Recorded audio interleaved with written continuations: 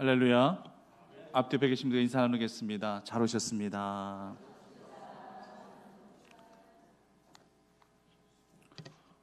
오늘날 세상은 묶여지고 있습니다. 규제에 묶이고요, 제도에 묶이고요, 좀 더 나아가서는요, 우리 인간들은요, 시간에 묶이고 때로는 사람에 의해 묶이는 경우도 있습니다. 풀려야지만 뭐라도 할 수 있습니다. 풀려야지만 뭔가 내가 쓰임을 받을 수가 있습니다. 저는 수갑을 아직 차본 적이 없지만, 앞으로도 계속 안 차고 싶지만, 두 손이 수갑에 묶인 채로 세상을 어떻게 온전하게 살아갈 수 있겠습니까? 두 발이 전자 발찌에 묶인 채로 세상을 어떻게 온전하게 살아갈 수 있겠습니까? 손과 발이 수갑에 묶이고 전자 발찌에 묶인 사람을 세상 사람들이 정상적으로 볼리 만무합니다. 냉대와 제시와 경멸하리 눈초리로 보는 것이 마땅하기에 온전한 삶을 살아간다는 것은 매우 힘든 일입니다. 그래서 손과 발의 수갑이 풀려지고 전자 발찌가 풀려져야지만 온전하게 세상을 살 수가 있는 거예요. 하지만 이 모든 것들이 풀려졌다고 해서 현실은 다 풀려졌다라고 그렇게 인정하지도 않습니다. 법적으로 내 호적에, 내 신상 명세서에 빨간 줄이 그어져 이것 때문에 취업도 안 되고 이것 때문에 인생이 막혀질 수밖에 없는 그런 형편, 그런 좌절을 경험하고 살아가는 사람들도 분명히 있습니다. 이같이요, 묶여진다라고 하는 것은 결코 달가운 일이 아닙니다. 그런데 저는 좀 더 다른 측면에서, 좀 더 영적인 측면에서 오늘 이 말씀을 드리고 싶습니다. 손과 발이 다 풀려져 자기 멋대로 돌아다니는 고삐 뿔린 망아지가 되지 마시고, 묶여 있어서 아무데도 갈 수 없지만 조용히 쓰임을 기다리는 그런 오늘 본문의 나귀 새끼가 될 수 있는 저희 모두가 되어지기를 간절히 바랍니다. 결국 우리는요, 묶여져야 할 존재임을 말씀드리는 것입니다. 무엇인가 내가 묶여지지 않으면요, 우리가 하나님 앞에 쓰임을 받을 수 없다라는 것을 말씀드리고 싶습니다. 하나님의 시간에 나의 시간을 묶어야 되고요, 그리고 하나님의 사명에 나의 생활을 묶을 수 있어야 될 것이며, 하나님 앞에 올려드릴 그런 예물에 나의 물질을 거기에 묶어둘 수 있어야지만 우리가 하나님 앞에 쓰임받을 수 있는 하나님의 자녀가 될 수 있다라고 하는 것입니다. 오늘 2시 예배 때에 한종직 은퇴식 및 취임, 그리고 명예건세 추대와 또 장로 임직이 있습니다만, 아마 은퇴하시는 권사님들이나 집사님들은 아마 망감이 교차하시게 되실 것입니다. 시무 취임을 하시고 장로 또 장립을 하시는 그런 우리 집사님, 권사님은 또 마음가짐이 또 새로우실 수밖에 없으실 것입니다. 모두 다 여태껏 하나님 앞에 쓰임을 받으셨고 또 앞으로도 계속 쓰임을 받으셔야 될 분들입니다. 우리가 잘 알고 있는 이 본문 말씀을 통해서 하나님 앞에 쓰임을 받을 수 있다는 것이 얼마나 행복한 일인지 다시 한번 귀하게 깨닫는 그런 시간들이 되시길 간절히 바랍니다. 첫 번째, 예수님께서는요, 제자들에게 이렇게 말씀하셨어요. 풀어 끌고 오너라. 함께 따라 하시겠습니다. 풀어 끌고 오너라. 이 말씀은 겉면이 아닙니다. 이 말씀은 당부도 아닙니다. 이 말씀은 부탁도 아닙니다. 이 말씀은 명령입니다. 끌어와 주면 안 되겠니? 어떻게 좀 시간 되면 좀 끌고 좀 와주겠니? 이런 뉘앙스 의미 절대 아닙니다. 이런 식으로 말씀하셨던 예수님께 제자들에게 인격적이고 성품 좋은 분으로 그렇게 비춰졌을 것입니다. 그렇게 인식되어졌을 것입니다. 물론 그렇다고 해서 우리 예수님께서 인격적이지 않으시다든지 성품이 안 좋으시다든지 그런 말씀드리는 게 아니에요. 하나님의 아들로 이 땅에 오신 예수님의 인격이나 성품 자체를 우리가 논한다는 것 자체가 우리는 불경스러운 거죠. 완벽하시고 완전하신 예수님께서는 다른 사람들이 다 외면하고 질시하고 무시하는 그런 세리, 창기, 여인들을 찾아가시면서도 가슴으로 모든 그 아픔을 끌어안아 주시면서 복음을 증거하셨던 그분의 성품과 그분의 인격 자체를 우리 인간들이 논한다는 것 자체가 이건 불경스러운 일입니다. 하지만 어떨 때는요, 우리 주님이 무척이나 엄격하시고 무척이나 단호하신 그런 분이십니다. 어떨 때 이러시는가? 하나님의 명령이다 싶으실 때는요, 주님께서는 절대 인간하고 협의를 한다든지 인간하고 대화를 하신다든지 의논하신다든지 인간을 설득하신다든지 인간의 입장에서 배려하신다든지 절대 그런 거 없습니다. 단호하게 분명한 미션, 분명한 명령만을 주님께서 주시는 것입니다. 그들의 처지와 상을 모르는 게 아니에요. 하지만 이것이 하나님의 뜻이며 하나님의 일이기 때문에 단호하고도 분명하게 말씀, 명령을 내리시는 것입니다. 학개서 2장 8절 말씀에 보면은요, 온 세상의 금도 내 것이요 은도 내 것이다 이렇게 말씀하고 계십니다. 천하 온 만물이 다 주님의 것임을 말씀하고 계십니다. 사탄이 예수님을 시험할 때에 그 세 번째 그 마지막 시험이 어떤 시험이었습니까? 네가 나에게 절하면 이 천하 만국의 영광을 너에게 줄 것이니라.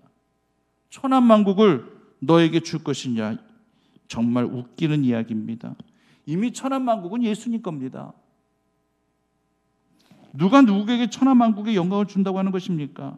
일고의 가치도 없는 말에 예수님께서는 즉시 선포하시기를 뭐라고 말씀하셨죠? 사탄아 물러가라. 사탄아 물러가라. 사탄하고는 더 이상 타협도 없고 대화 자체가 불필요하다라고 하는 것입니다. 예루살렘 입성을 앞두고 계신 예수님은요, 제자들에게 매일 나귀 새끼를 끌고 오라고 명령 내리십니다. 단호하게 명령 내리십니다. 근데 사실 이 말씀은요, 명령이기 때문에 당연히 받들고 순종을 해야 되는데 참 순종하기에 조금 좀 문제가 있을 수 있어요. 제자들 입장에서는, 오늘 본문의 두 제자들 입장에서는 당연히 천하 만물, 천하 이 모든 것들이 다 주님의 것이라는 것을 알기 때문에 당연히 이 말씀에 그 즉시 순종할 수 있어요. 그런데 문제는 뭐냐? 우리들은 이 천하에 있는 모든 것들이 주님의 것임을 알겠는데 근데 나귀 새끼 주인은 모른다는 얘기죠. 나귀 새끼 주인이 어찌 알겠습니까? 예수님은 세상의 주인이시니까 모든 것 마음대로 가져오라, 모든 것 너에게 마음대로 주겠으니 다 가져가라, 이렇게 충분히 얘기하실 수 있는 그런 주님이지만 세상은 이해 안 되기 때문에 이건 뭐가 되느냐? 도적질이 되는 거거든요. 이 메인 나귀 새끼 다 예수님 거거든, 내가 가져갈게, 이렇게 이야기한다 할지라면은, 이렇게 이야기해서 끌고 오려 한다 할지라면 나귀 주인이 뭐라고 얘기할까요? 속된 말로 이 미친놈 무슨 수작이야? 이렇게 반응하는 것이, 이것이 맞는 거잖아요. 이 세상은요, 사람들의 기본적인 상식, 그 법과 규범, 윤리, 이 모든 것들 때문에 하나님의 명령을 때는 순종하기 힘들 때가 많아요. 요즘은 그렇지 않습니까? 하나님의 법과 명령이 절대적이라는 거 우리는 잘 알고 있습니다. 택함받은 우리들은 당연히 믿고 인정하지만 불신자들은 절대 공감할 수가 없다는 얘기예요. 그렇기 때문에 본문에서 쓰임받은 이 나귀 새끼는요, 세상 사람들을 지칭하는 것이 아니라, 불신자들을 지칭하는 것이 아니라 택함받은 우리들을 지칭하셔서 우리를 향해서 주시는 말씀이라는 사실을 분명히 기억하셔야 될 것입니다. 그렇단다 할지라도 우리는요, 예수님께서 이같이 하신 말씀이 절대 억지가 아니고 절대 무리한 말씀이 아니라는 사실을 우리가 먼저 인정하고 이 말씀을 우리가 받들 수 있어야 된다고 하는 것입니다. 우리는 분명하게 알아야 됩니다. 우리 하나님은 선하신 하나님이십니다. 믿으십니까? 우리 하나님은요, 선하신 분이에요. 우리를 도적놈 만들려고, 세상에서 미친놈이라는 소리 듣게 하시려고 나귀 새끼 끌고 오라고 예수님께서 그렇게 말씀하시는 거 절대 아닌 것입니다. 아브라함에게 모리아산에서 독자 이삭 번제로 내게 달라, 내게 데리고 오라고 하나님께서 그렇게 말씀하셨을 때에 자식 죽인 살인자 만들려고 아브라함으로 데려오라고 절대 얘기하신 거 절대 아닙니다. 예비하시는 하나님께서 뒷감당 다 해놓으시고 우리 보러 데리고 오라고 하고 끌고 오라고 하시고 이렇게 말씀하시고 명령하시는 분이십니다. 우리는 하나님의 어떤 명령에 대해서 그 명령을 분석하고 해석하고 따질 수가 없어요. 우리는 그저 거기에 순종이냐 불순종이냐 이 두 가지만 있을 따름입니다. 사명은요, 선택이 아닌 순종입니다. 다시 한번 말씀드립니다. 사명은요, 뭐가 아닌 뭐라고요? 선택이 아닌 순종입니다. 저도 목회자지만 제가 목회자의 길을 선택한 것이 아니라 이 길이 하나님이 나에게 주신 미션이고 명령이고 하나님께서 원하시는 기름을 제가 알았기 때문에 하나님의 부르심에 제가 순종한 것이지 제가 선택해서 이겨간 게 절대 아니라는 얘기죠. 오늘 은퇴를 하시는 집사님, 권사님들이시나 오늘 취임을 하시는, 또 오늘 임직하시는 그런 장로님이나 안수 집사 권사님은 이게 선택해서 여기까지 오신 게 아니잖아요. 안수 집사로서, 권사로서 여기까지 헌신하시고 감당하신 것이, 이것이 각자의 선택이었는 줄 아십니까? 천만의 말씀이에요. 순종하심으로 여기까지 오셨음을 고백하시기를 바랍니다. 오늘 장로로 임직하시고 심안수 집사, 심우권사 취임하신 분들도 바로 이제 이 같은 그런 하나님의 선택함으로 이제는 그 믿음의 순종으로 이제는 이 길을 온전히 나갈 수 있도록 하기 위해서 하나님께서 그 길을 열게 하신 거예요. 모든 것들이 하나님의 은혜임을 고백할 수밖에 없다라고 하는 것입니다. 그 사명이 순종 없이는 갈 수 없는 사명이기에, 눈물 없이는 갈 수 없는 사명이기에 그 길을 순종으로 그저 주님 앞에 도우심을 구하며 믿고 나가는 거 아니겠습니까? 선택이 아니라 순종이라고 하는 것은요, 결국은요, 내가 하나님 앞에 매인받은 존재요, 하나님께 묶여진 존재라는 이 자의식을 가질 수 있을 때에 가능한 것입니다. 그렇잖아요. 내가 묶여진 나귀 새끼가 아니라 곱비 풀린 망아지였단다 할지라면 예수님께서 그것하고 예루살렘 입성하시겠습니까? 곱비 풀린 망아지가 달리는 거하고 우리 사람이 달리는 거하고 누가 더 빠르겠습니까? 망아지가 더 빨라요. 곱비 풀린 망아지가 우리보다 훨씬 빠릅니다. 인간이 못 쫓아갑니다. 곱비 풀린 망아지는 도망칠 자유가 있어요. 사람이 그 망아지에, 곱비 풀린 그 망아지의 질주를 막아낼 방도가 없어요. 설령 여러 사람들이 합세해서 막아낸들 그만큼의 노력과 수고가 필요한 것이며, 그렇게 들었은들 무슨 보람이 있겠고 무슨 감동이 있겠습니까? 예수님께서 찾으시는 사람, 예수님께서 쓰시고자 하시는 사람은 묶여진 존재입니다. 서두에도 말씀을 드렸지만 예수님의 시간에 나의 시간을 묻고, 예수님의 사명에 나의 생활을 묻고, 하나님 앞에 드려야 될 예물 앞에 나의 물질같이 그 속에 묶어두실 수 있는 그런 사람들, 이것은 결코 나의 선택이 아니라 당연히 하나님의 은혜를 받아 누리고 하나님의 축복 가운데 살아가는 하나님의 자녀이기에 응단 하나님 앞에 대갚아드려야 될 내 삶의 신앙의 분깃으로 고백하고 마땅히 하나님 앞에 당연히 주님 앞에 순종하여 나를 드리고자 하는 사람, 그 사람이 지금도 하나님께서도 지금 이 시간에도 찾고 계시는 하나님의 사람임을 기억하시는 주의 성도들 되시기를 간절히 바랍니다. 오늘 본문에도요, 임팩트 있는 주님의 말씀 한마디가 언급되고 있어요. 그게 무엇이냐? 만일 누가 무슨 말 하거든 주가 쓰시겠다라. 만일 누가 무슨 말을 하거든, 그 낙의 주인이 뭐라고 하든지 간에, 그 주변에 그 누가 뭐라고 하든지 간에 물으면은 주가 쓰시겠다라. 성도님들, 우리가 살고 있는 이 시대에 과연 어떤 사람들이 예수님의 제자다 이렇게 불릴 수 있을까요? 이 시대에 지금 과연 내가 하나님의 주님의 제자라고 떳떳하고 당당하게 과연 이야기할 수 있을까요?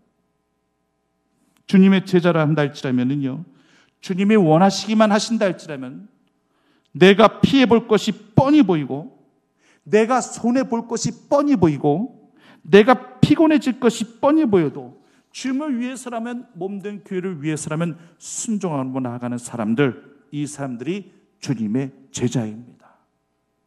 그 기준을 가지고 나를 보십시오. 그러면 내가 지금 주님의 제자인지 아닌지를 분명히 아실 수 있으실 겁니다. 직분을 가졌다고 해서 저절로 주님의 제자를 걸어지는 게 아니에요. 제가 목사지만, 제가 목사란다 할지라도 주님의 원하심에 붙들리지 못하고 피해 먼저 생각하고 손해 먼저 생각하고 피곤함 먼저 생각하는 목사라면 절대 제자 아니에요. 제자는 절대 그런 사람이 아니거든요.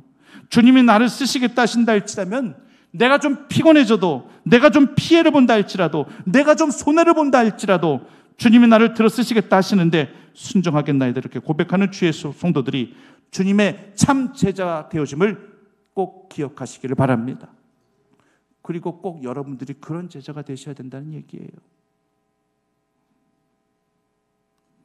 벳바게와 베다니 사이에 있는 이 동네에 나귀 새끼가 이 한 마리였겠습니까? 집집마다 나귀가 있어요. 나귀는 그렇게 비싼 동물이 아니에요. 그래서 어느 집이든 집집마다 나귀가요 한두 마리 정도는 다 있어요. 그래도요 그 한두 마리의 나귀가 소중한 재산들이에요. 그 각각 집들마다. 그 중에 특별히 내 나귀 새끼를 지명해서 주님께서 시가 됐을 때 내가 너의 나귀 새끼를 내가 들었어야 되겠다라고 그렇게 지명하셨을 때 얼마나 영광스러운 일이겠습니까? 오늘 본문의 30절 말씀을 좀 더 유의하셔 보셔야 됩니다. 우리 30절 말씀 굉장히 의미 있는 말씀이기 때문에 오늘 이 30절 말씀을 같이 자막을 통해서 함께 한 목소리로, 일부 예배 때는 자막이 나왔었는데 같이 읽겠습니다. 시작. 이르시되 너희는 맞은편 마을로 가라. 그리로 들어가면 아직 아무도 타보지 않은 나귀 새끼가 매어 있는 것을 보리니 풀어 끌고 오라. 아멘. 자, 보십시오. 예수님은 매우 구체적이신 분이십니다. 제자들이 보지 못하고 있는 부분을 예수님은 다 보고 계십니다. 자, 보십시오. 맞은편 마을에 나귀 새끼가 묶여져 있다는 거 제자들이 알았을까요? 어찌 알아요? 맞은편 마을 가보질 않았는데 어찌 알아요? 내가 직접 보지를 않았는데 어찌 알아요? 모릅니다. 인간은 몰라요. 그런데 예수님께서는 맞은편 마을에 나귀 새끼가 묶여져 있다는 것을 예수님은 알고 계십니다.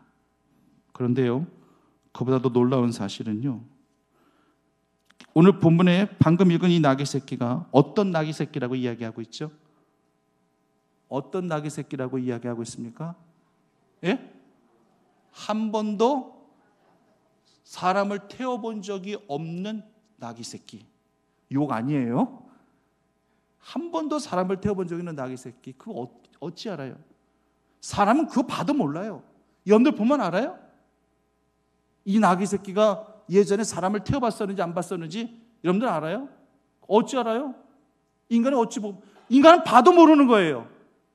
안 봤기 때문에 맞은편 마을에 나귀 새끼가 묶여져 있는지 그것도 모르겠고, 설령 내가 맞은편 마을에 갔더니만 나귀 새끼가 묶여져 있는데 이 나귀 새끼가 예전에 사람을 태운 적이 있는지 없는지 몰라요. 알 수 없어요. 근데 예수님은 알아요. 정확하게 아십니다. 봐도 모르겠는 것이 세상에 얼마나 많습니까? 속고 속이는 세상인지라 진짜가 가짜로 둔갑되고 중국산이 국산으로 어느새 둔갑해서 그렇게 소비자들에게 팔려지는데 그것을 우리가 어찌 알겠습니까? 봐도 모르겠더라는 얘기입니다. 이것이 바로 뚜렷한 인간의 한계예요. 봐도 모르겠거든요. 근데 예수님께서는 그 나귀 새끼의 과거의 이력까지 예수님 다 알고 계시는 거예요. 사람을 태워본 적이 있는지 없는지. 결국 예수님은요, 한 번도 사람을 태워본 적이 없는 나귀임을 아시고 그 나귀를 준비시켜 놓으신 것입니다. 여기서 우리가 분명히 깨달아야 할 점이 있어요. 우리가 온전히 회복해야 될 그러한 마음이 있습니다. 함께 따라 하시겠습니다. 초심. 오늘 이 본문의 말씀 속에서 이 한 번도 사람을 태워보지 않은 이 나귀 새끼를 통해서 우리가 분명히 깨달아야 될 것은 바로 초심입니다. 한 번도 사람을 태워본 적이 없는 이 나귀 새끼가 오늘 영광스럽게도 예수님을 태우게 됩니다. 그것도 자신이 한약을 받는 것은 아니지만 덩달아서 예수님과 함께 더불어서 함께 예루살렘에 들어가며 또 한우도 함께 받게 됩니다. 35절 말씀 보면은 사람들이 예수님이 가시는 그 길 아래 뭘 깔아놓았다고 얘기하고 있습니까? 자신들의 겉옷을 깔아놨습니다. 그만큼 예수님을 환영한다는 그런 표현으로, 예수님을 존경한다는 그런 표현으로 자신들 겉옷을 마치 비단길같이 쫙 깔아놓은 거예요. 그런데 엄밀히 따지면 그 겉옷을 예수님이 밟았습니까? 나귀 새끼가 밟았습니까? 누가 밟았어요? 나귀 새끼가 밟았어요. 예수님을 태운 나귀 새끼가 밟았습니다. 한우는 예수님 앞에 올려드리는 한우지만 그 사람들이 깔아놓은 겉옷은 나귀 새끼가 밟았습니다. 뭐겠습니까?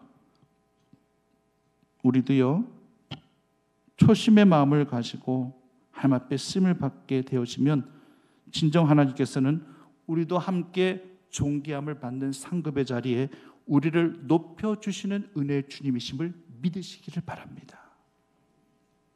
나귀가 그 이후에도 더 많은 사람들을 또 태우며 그렇게 살 수 있었겠지만 이 짜릿한 이 첫 번째 이 경험, 영광스럽게 예수님을 태웠었던 이 경험을 과연 이 나귀 새끼가 잊을 수 있었겠습니까?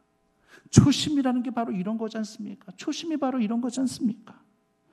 세상은요, 경험을 요구하고요, 숙련되고 단련된 사람을 요구합니다. 맞죠? 당연히 이런 사람들이 쓰임을 받아야 되는 것도 마땅합니다. 미숙한 사람보다는 숙련된 사람을 필요로 하고요, 초보보다는 당연히 경험이 있는 자를 당연히 원하는 게 맞습니다. 근데요, 오랜 시간 동안 숙련되고 단련되어지고 경험이 많은 이 사람에게 정말 초심까지 잃어버리지 않고 있다는 했다면 정말 금상첨화일 거예요. 그런데 거의 대부분은요, 어느 시간, 어느 기간이 지나가면 매너리즘에 빠져들게 됩니다. 초심을 잃어버리게 됩니다. 내가 하는 일에 대해서 자부심도 잃어버리고요, 내가 하는 일에 막 실증이 나기 시작합니다. 내가 언제 하나님을 만났었는지 그 감동, 그 은혜 다 잃어버리고 살게 될 때도 또 생겨나게 됩니다. 이건 결코 하나님이 원치 않는 시나리오예요. 그래서 하나님은요, 첫사랑을 회복하라고 말씀하고 계시고 초심을 잃지 말라고 그렇게 늘 말씀하고 계시는 것입니다. 때로는 어린아이들을 보면서, 천진난만한 아이들을 보면서도 초심의 마음을 새롭게 다져볼 때가 있어요. 저희 막내 이야기를 잠깐 하고자 합니다.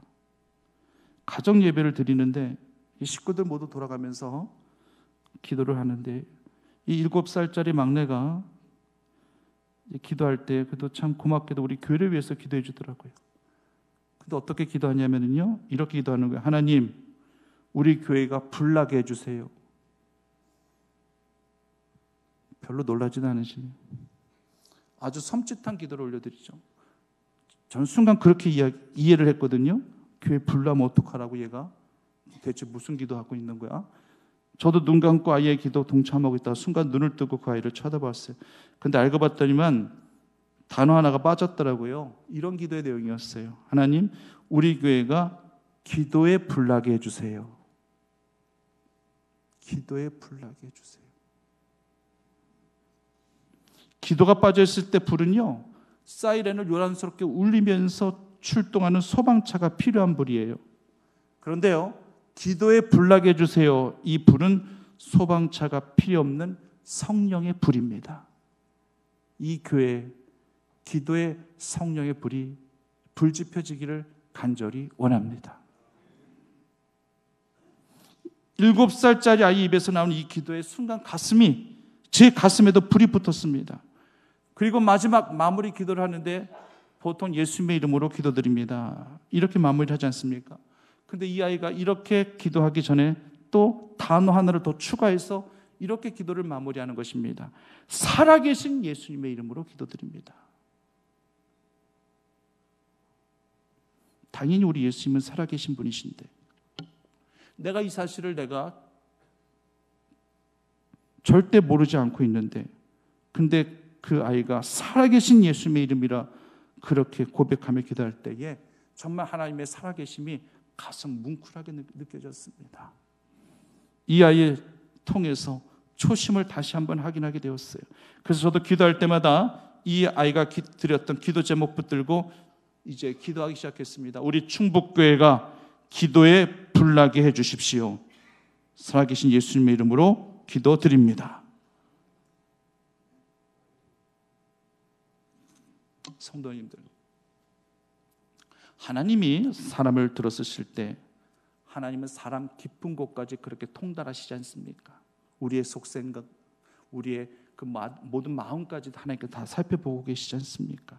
그래서 하나님께서 어떤 사람을 들어쓰실 때에 우리는 그 하나님의 뜻을 모르기 때문에 우리는 보는 것 갖고 판단하죠. 그래서 어떨 때는 하나님께서 왜 저런 사람을 들어쓰시지? 내가 봤을 때 뭔가 기준에 좀 미흡한 것 같은데 이런 생각하지만, 그렇지만 내가 모르고 있는 부분을 하나님은 속 깊이 다 보고 계시기 때문에 우리 인정하고 받아들이는 거예요. 근데 우리가 겉으로 아는 부분은 딱 이 두 가지입니다. 첫 번째는 오늘 본문처럼 나귀 새끼처럼 묶여져 있는 자, 하나님은 이런 자를 들어 쓰시는 것이고요. 둘째는 구레네 사람 시몬처럼 예수님 가까이에 있는 자, 하나님은 이런 자를 들어 쓰십니다. 제가 믿음이 없었을 때는요, 예수님의 십자가를 잠시 동안만이라도 짊어지고 골고다 언덕을 올라갔던 그런 구레네 사람 시몬을 제가 이렇게 폄하했었습니다. 이 사람은 괜히 예수님 근처에 알짱거렸다가 힘들게 예수님 지신 십자가 본인이 대신 짊어지네 고생을 사서 하는구나.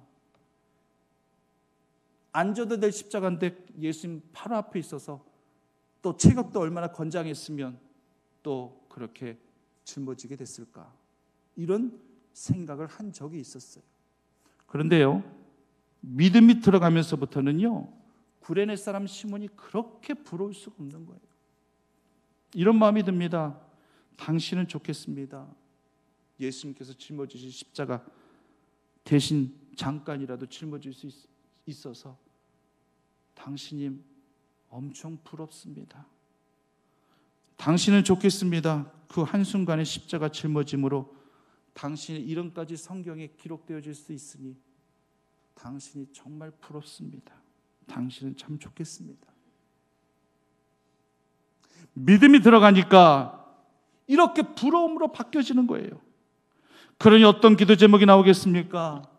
하나님 억지로라도 주님의 십자가 짊어지게 하옵소서. 내 스스로 자발적으로 주님의 십자가 짊어지는 것이 마땅하지만 내 믿음이 없어서 그렇지 못한다 할지라면 억지로라도 구레네 사람 시몬처럼 그 십자가 내 어깨에 매게 하옵소서. 이 기도 제목이 그냥 나오더라는 것입니다.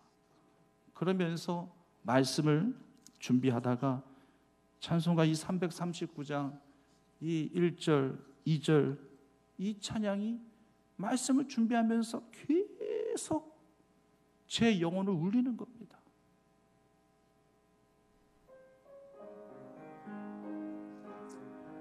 일 절은 제가 부르고 2절은 같이 함께 따라 하시겠습니다.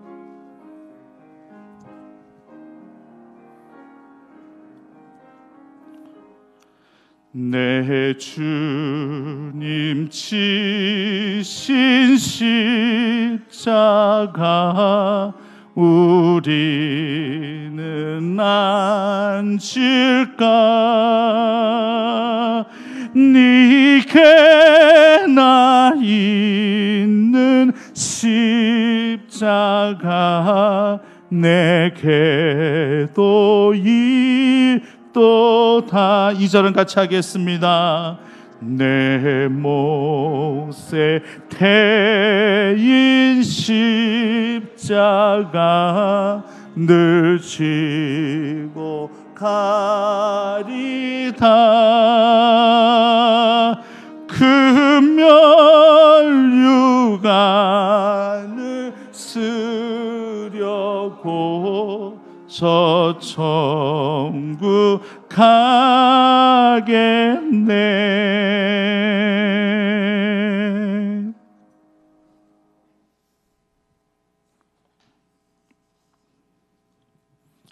예 하나 들고 말씀을 마무리하고자 합니다. 예전에 목회 칼럼에서 읽었었던 내용입니다. 23년 전에 가정의 형편 때문에 아버지가 한강에 투신 자살을 했습니다. 아내와 두 남매를 남겨두고 책임감 없이 이 아버지가 먼저 한강에 투신 자살을 했습니다. 이제 어머니가 남매를 홀로 키우며 살아가게 되는데 너무 먹고 살기가 힘들어서 딸을 스웨덴으로 입양을 보냈답니다. 그 어머니의 마음이 오죽했겠습니까? 그리고 23년이 지난 이후에 스웨덴으로 입양 보냈던 이 딸이 수소문을 해가지고 이제 엄마와 오빠를 찾게 되었고 감격적인 상봉을 하게 됩니다. 오빠는요, 어렸을 적 아빠가 먼저 돌아가시고 지극히 가난할 때 그 입양 보냈던 그 너희 동생이 그 남의 쓰레기통을 뒤지면서 참외 껍질을 막 먹는 것을 보면서 우리가 거지 새끼도 아닌데 하면서 막 한없이 여동생을 때렸었던 그런 가슴 아픈 기억이 있어요. 그 오빠는요, 동생이 스웨덴으로 입양된 이후에 23년 동안 참외는 쳐다보지도 않았고 먹지도 않았답니다. 동생에게 미안한 마음 때문에 그랬겠죠. 23년 만에 여동생을 만나서 그 동생을 끌어안으며 펑펑 울면서 사죄를 합니다. 그리고 그 여동생과 함께 남대문 시장에 가서 여러 가지 물건을 함께 사면서 오빠는 모든 물건값 다 치러줍니다. 동생이 나도 돈 있다고 함에도 불구하고 아니야, 오빠가 다 사줄게. 그리고 마지막으로 남대문의 그 과일 시장에 가서 동생이 참외가 먹고 싶다고, 그래서 동생이 참외를 사가지고 그곳에서 직접 참외를 깎아서 참외를 먹는데 오빠가 먹지를 못하는 거예요. 23년 동안 쳐다보지도 않았고 먹지도 않았던 그런 참외를 동생과 함께 먹으려 하니까 그때 그 순간이 떠올라서 흘러내리는 눈물 때문에 도저히 먹지를 못할 때 동생도 그 오빠의 눈물의 의미를 알고 있다는 듯이 오빠 괜찮아, 오빠 먹어 하며 오빠에게 참외를 건넬 때 오빠는 이 복받치는 감정에 더 눈물을 흘리면서 동생이 준 참외를 그렇게 먹었다고 합니다.